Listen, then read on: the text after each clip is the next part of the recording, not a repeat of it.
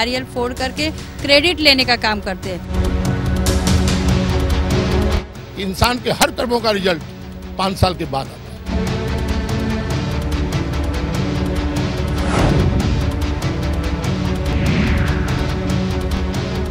नमस्कार, मैं हूं सलामत अली और स्वागत है आप तमाम लोगों का मुंबई की आवाज में। मुंबई की आवाज में आज हम पहुंचे हैं सेंटा क्रूज में और आज जिस मुद्दे पर बात करने वाले हैं वो है विकास की। जी हां, लगातार सरकार कहती है कि विकास हर किसी का होना चाहिए, हर व्यक्ति का अधिकार है, उसके क्षेत्र में, उसके घर के, उसके इलाके की विकास जो है वो होनी जरूरी है और इसी के लिए सरकार जो है लगातार प्रयास करते रहती है कि विकास हो। लेकिन विकास किस शर्त पर, ये भी सबसे अहम सवाल है। विकास क्या गरीबों का घर लेकर विकास किया जाए, क्या उन्हें बेघर करके उनका विकास किया जाए, ये तमाम मुद्दे हैं। आज हम मौजूद है, हमारे साथ लोग मौजूद है। कैमरा पर्सन पवार से गुजारिश करूंगा कि वो तमाम लोगों को अपने कैमरे में कैप्चर करे। जो लोग यहाँ पर मौजूद है, ये लोग अपना अधिकार मांगने के लिए यहाँ मौजूद है। सरकार लगातार कह रही है कि इनका विकास किया जाए। एयरपोर्ट का इलाका कहा जाता है। सेंटा क्रूज में हम इस वक्त मौजूद है और यहाँ पर इनकी क्या कुछ समस्या है एक एक कर जानेंगे। सबसे पहले आपसे जानना चाहेंगे, क्या कहना चाहेंगे जिस तरह से यहाँ के लोगों की जो परेशानी है? देखिए, ऐसा है, आपके चैनल के माध्यम से मैं ये बताना चाहता हूँ सरकार को कि ये जो झोपड़पट्टी है, ये करीबन 50-60 साल से ये झोपड़पट्टी लोग बसे हैं इधर हम लोग। और ये ज़मीन पहले कलेक्टर की ज़मीन थी, बीएमसी प्लॉट थी। तो ये दोनों ज़मीन जो है ये सरकार ने उनको एयरपोर्ट को अत्यावश्यक सेवा के तहत में उनको हैंडओवर कर दिए। अब उनका कहना ऐसा है कि यहाँ से आपको वो विस्थापित करके पुनर्वसन किया जाएगा और पुनर्वसन की जगह वो लोग बता रहे हैं माहौल है, नाहूर है, कुर्ला प्रीमियर है, गोवंडी है और दहीसर है। ऐसे ये सारे लोगों को हम लोग को उधर भगाने की इनकी है। अच्छा, ये क्यों कर रहे हैं लोग? तो ये अच्छी ज़मीन है, मौके की ज़मीन है। ये ज़मीन इतनी खंडर थी, कीचड़ था। हमारे माँ बाप ने इसको ज़मीन अच्छी बना के आज ये ज़मीन इनके नज़र में आ गई है। और ये एयरपोर्ट जो आप देख रहे हैं, एयरपोर्ट आगे आगे आगे ये 5वें टप्पे 6वें टप्पे में इधर आए। तो हम लोग का मानना है कि 309 एकड़ जो ज़मीन है, तो 309 एकड़ ज़मीन में 4 विभाग आते हैं। जैसा कि हमने एक प्लान बताया आपको, 4 विभाग में उन्हीं का पुनर्वसन वहाँ किया जाए और जो बची हुई जमीन है वो बेशक वो लोग अपने विकास के लिए और सुंदर जो प्लान की बात कर रहे हैं हम, वो नक्शा बताने की कोशिश करते हैं। हम चाहेंगे कि आप हमारे साथ आए उस नक्शे के पास और समझाने की कोशिश करें कि आखिर ये नक्शा क्या कहता है और किस तरह से जो विकास की बात की गई है, कहाँ कहाँ पर विकास की बात की गई है और किस तरह से विकास किया जाना चाहिए, लेकिन उस तरह से विकास जो है वो नहीं हो रहा है। ये नक्शा है जहाँ पर सेंटा क्रूज, वाकोला, साथ ही साथ कुर्ला, साकिनाका, मरोल, अंधेरी, ये पूरा इलाका जो है विले पार्ले यहाँ पर कवर है। आपसे गुजारिश करूंगा कि आप कृपया यहाँ पर आए और साथ ही साथ ये समझाने की कोशिश करें कि ये जो नक्शा है, नक्शा क्या कहता है।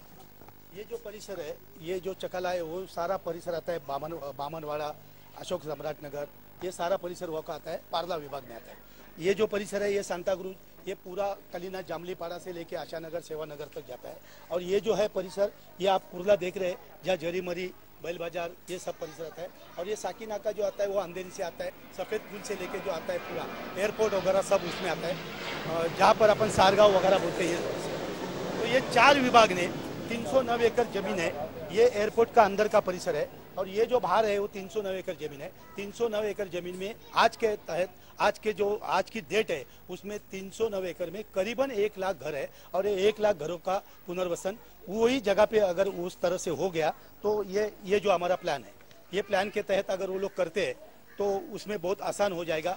उनको उनकी ज़मीन सुंदरीकरण को भी मिल जाएगी, उनको व्यवसाय करने को भी मिल जाएगी। और हमारे झोपड़ी लोगों का जो सरकार का नियम है जो 269 का है, हमारी मांग 450 घरों क्षेत्रफल की है, वो हमारा भी साध्य उसमें सफल हो जाएगा। तो दोनों चीज़ इसमें हो सकती है। लेकिन ये सरकार का रवैया अच्छा होना चाहिए, सरकार की नीयत अच्छी होनी चाहिए। सरकार को देने के लिए, झोपड़ी धारक के लिए उनके दिल में अच्छा विचार होना चाहिए, ना कि बल्कि यहाँ से लोगों को खाली भगा के ये अच्छी ज़मीन हड़प करने के लिए जीवे की मियाल को बढ़ावा देवे, ये बात हम लोग कदापि बर्दाश्त नहीं करेंगे। और इसीलिए हमने कुर्ला में जो जलवाहिनी के तहत हमारे जो लोग जा रहे थे प्रकल्प बाधित, उनको 9 मार्च को हम लोग में बड़ा मोर्चा निकाल के वहाँ हमारे भीमराव गमरे, शैलेंद्र कामले, मैं नरसू कोटे वो डेलीगेशन में थे, वहाँ विरोध किया और वो रुकाने का काम किया है। पूनम महाजन ने उसको अप्रैल तक रुकाने का काम किया है। तो हम समझते हैं कि वो ज़्यादा से ज़्यादा लोग रहे उधर ही और उनका पुनर्वसन हो जाए। इसके अलावा जिस तरह से आपने बताया कि अंधेरी और साथ ही साथ कुर्ला है, सेंटा क्रूज है, विले पार्ले है, ये जो इलाका है, ये जो क्षेत्र है, यहाँ के विधायकों से भी आपकी मुलाकात हुई, विधायकों की ओर से किस तरह का रवैया रहा? बिल्कुल, एक पत्र देखो चौधरी, जितने सारे विधायक है, ये सारे विधायकों को हमने इस तरह का खत हमने दिया है। एक खत में हम लोग ने उमड़ा करार दिया है, एमटीपी पॉलिसी दिया है, जीवे की मियाल का एग्रीमेंट दिया है और हमारा ये पुनर्वसन का प्लान दिया है। करीबन 50-60 पन्ने इनके ये खत है। और जितने भी सारे एमपीज है, बम्बई में 6 एमपीज है, बम्बई के 36 एमएलए है, सारे एमएलए को हमने हमारी मांग रखी है और ये मांग के तहत हमने एक साल में इनका रवैया देखा। फिर मुख्यमंत्री साहब को भी हमने खत लिखा है, मुख्यमंत्री साहब को भी ये बताया, तब जाके यहाँ के जो विधायक है हमारे 167 के जो विधायक है माननीय पराग अलोनी जी, ये पराग अलोनी ने नागपुर अधिवेशन में 2016 के 15 के इसमें बात रखी कि स्थानिक जगहों पे इनका पुनर्वसन होना चाहिए। उन्होंने लक्ष्य वेदी रखी, उस लक्ष्य वेदी को माननीय मुख्यमंत्री महोदय देवेंद्र फडणवीस साहब ने कहा गया कि स्थानिक जगहों पे हम पुनर्वसन करेंगे।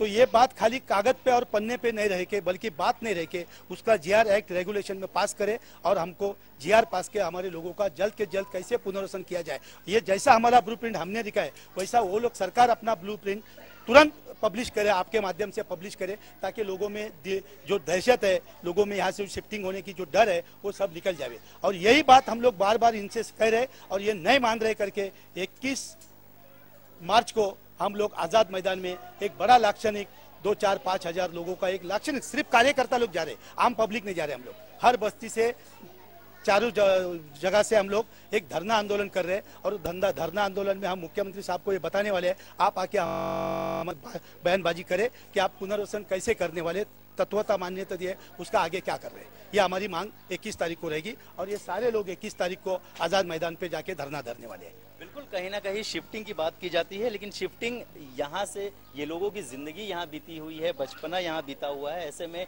सारी चीजें, स्कूल कॉलेज सब कुछ यहीं से चलता है। लेकिन ऐसे में यदि सरकार इन्हें यहाँ से कहीं और शिफ्ट करती है तो जाहिर सी बात है कि एक सवाल खड़ा होता है। मुख्यमंत्री को आपने पत्र लिखा था, मुख्यमंत्री ने भी कहीं ना कहीं आश्वासन दिया है, क्या कुछ कहा? हाँ, मुख्यमंत्री साहब ने जो हमने खत दिया है, मुख्यमंत्री साहब के खत के ऊपर एक ऐसा हमको खत आया है कलेक्टर का, ये सारा जो मामला है जिला अधिकारी बांद्रा का, ये सारा जो मामला है वो एयरपोर्ट अथॉरिटी के पास है, तो आप उनसे संपर्क कीजिए। लेकिन मुख्यमंत्री ने अपने सचिव के मार्फत जो खत लिखा है एमएमआरडी को और एसआरए को, उनमें कहा लिखा गया है अपन ने जो कुछ प्लान में पुनर्वसन करने का कैसा जो तय किया है वो इस संगठन को तुरंत बताया जाए, ऐसा उन्होंने अपने को खत भेजा है। और वो खत के तहत हमको कहा है कि आप जाके उनसे मिलिए। तो हम लोग ये धरना आंदोलन होने के बाद में हमारा डेलीगेशन उनको जाके मिलेंगे। लेकिन इधर तक की बात है, लेकिन आगे जाके कुछ कदम नहीं उठा रहे सरकार, इसीलिए 21 तारीख को हम लोग जाके उधर अपना बड़े पैमाने पे उनको एक, हम आंदोलन नहीं कर रहे, सरकार के खिलाफ आंदोलन करने नहीं जा रहे, बल्कि हम हमारी मांगे उनके साथ रखने के लिए जा रहे हैं। और मुख्यमंत्री साहब या प्रकाश मेहता साहब, उनका जो भी कोई नुमाइंदा, उनका जो भी कोई प्रतिनिधि आएगा वो हमारे सामने आके अपनी बात रखे, यही हमारा कहना है। और ये अगर नहीं होता है तो 21 के बाद एक बड़ा मोर्चा कम से कम 1 लाख लोगों का मोर्चा हम लोग आज़ाद मैदान से मंत्रालय की तरफ कूच करेंगे और वो सारी जिम्मेदारी सरकार की रहेगी। इसके अलावा जब सर्वे किया गया था, आपने बता दें करीब 85,000 के यहाँ पे झोपड़ावासी जो थे, लेकिन वो अब कहीं ना कहीं बढ़कर 1 लाख के आसपास हो गए हो, तो क्या सरकार पूरे 1 लाख रहवासियों को शिफ्टिंग देने वाली है? अभी उनका तो कहना ऐसा है कि सारे लोगों को हम ये 5-6 जगह विभाग मैंने पहले बताया आपको, जैसे कि कुर्ला प्रीमियर है, जैसे कि नाहूर है, दहीसर है, फिर माहौल है, ये सारे लोगों को 1 लाख जैसे, तो उन्होंने एक कट ऑफ डेट भी रखी है। वो कट ऑफ डेट में वो लोग ने ऐसे कहते हैं कि 2001 तक, मतलब 1119 तक 2000 तक जो 31 दिसंबर तक रहेंगे उनको हम कट आउट डेट के तरफ पास करेंगे। तो हमारा मानना है कि कट ऑफ डेट भले आप कुछ भी रखो, लेकिन जब तक आप सर्वे करने वाले हैं तो सर्वे ना कीजिए। और हमने सर्वे को रोक भी किया है। अब वो लोग का मानना ऐसा है कि सर्वे वो कैसे करने वाले हैं, एमएमआरडी से सर्वे करने वाले थे वो रुक गए, उन्होंने जीवे को दिया था सर्वे का वो भी रुक गया, उन्होंने स्पार्क को दिया था वो भी रुक गया, मुकेश मेहता को दिया था वो भी रुक गया। अब उनका कहना ऐसा है कि हमको बायोमेट्रिक सर्वे करना है और वो एसआरए के तहत सर्वे करना है। तो सर्वे करे, लेकिन अभी सर्वे नहीं करे, हम लोग उनको रोक दिया है। क्योंकि सर्वे करने के पहले मुख्यमंत्री महोदय या मंत्रिमंडल के सारे लोगों ने एक ब्लूप्रिंट अपना डिक्लेयर करनी चाहिए। 1 लाख लोगों के ये 4 विभाग के झोपड़पट्टी धारक को हम कहाँ बसाने वाले हैं, ये जब तक वो बताते नहीं तब तक कोई चारों विभाग में एक झोपड़े की भी गुंजाइश नहीं करेंगे। हम उनको कड़ा विरोध करेंगे, सर्वे नहीं करेंगे। उसकी वजह सर ये है, आपके चैनल के माध्यम से मैं मुख्यमंत्री महोदय को यह सूचित करना चाहता हूं, सर्वे करने का मतलब क्या है। सर्वे करने के बाद हमारे पेपर लेंगे, पेपर लेने के बाद एनेक्सल 2 पास करेंगे और पास करने के बाद 33-38 की तुरंत नोटिस देंगे और बोलेंगे आपके घर वहां तैयार है, आप वहां जाइए। ये जो सबसे बड़ा डर और जो धोखा हमारे ऊपर जो है, ये जो तलवार हमारे गर्दन पे लटकी है, ये होने के लिए हम लोग सर्वे नहीं करने देंगे। हम इनको यही बता रहे कि आप ब्लूप्रिंट आपका डिक्लेयर करो, तत्वता मान्यता जो दी है आपने, वो कौन सी तहत आप हमारा पुनर्वसन करने चाहते हैं, सांताक्रूज का पुनर्वसन कैसे करना चाहते हैं, कौन सी जमीन आपको आवश्यक है। 2 चीज हमारे सामने आई है, एक संरक्षण, अति संरक्षण विभाग, अति संरक्षण विभाग कौन सा आता है, उनको एक जमीन चाहिए।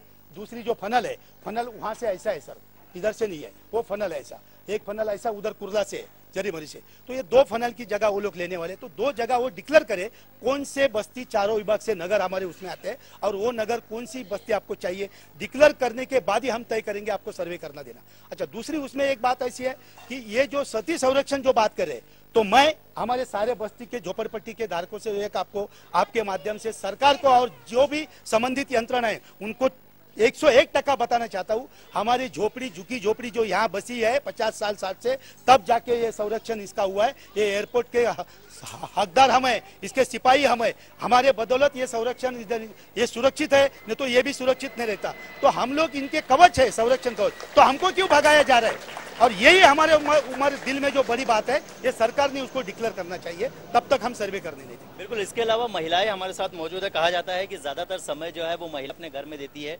आप लोगों को शिफ्टिंग दिया जाएगा तो क्या आप लोग यहाँ से चले जाएंगे? नहीं जाएंगे। क्यों? अगर आपको जहाँ आप रह रहे हो, यदि इससे ज्यादा जगह अगर आपको दी जाती है तो क्या तब भी आप नहीं जाएंगे? नहीं जाएंगे, क्यों? इधर हमारा सहूलत बहुत अच्छा है। हम मेरे आदमी का इधर जन्म गया है, मेरी सास इधर खेती करती थी, इसलिए हम यहाँ से नहीं जाए। हम लोग को यहाँ ही मांगता है और हम लोग का जो है 450 का एरिया वही हम लोग को मांगता है और हम लोग यही रहेंगे।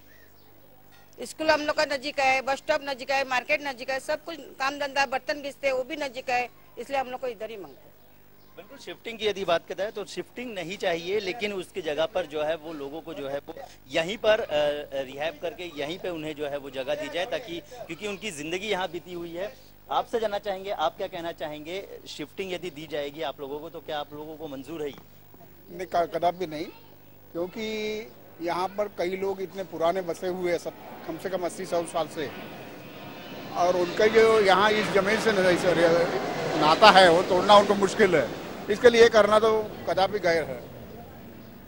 और फडणवीस साहब ने जो एक्सेप्ट किया है कि हम जिया ये करेंगे, यहाँ पर ही देंगे, वो लिखित रूप में करे तो बहुत सही रहेगा, कि तब तक हम लोग को विश्वास नहीं आएगा।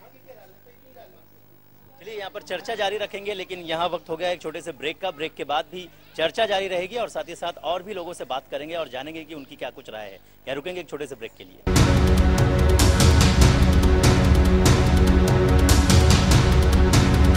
नारियल फोड़ करके क्रेडिट लेने का काम करते हैं। इंसान के हर कर्मों का रिजल्ट 5 साल के बाद आता है।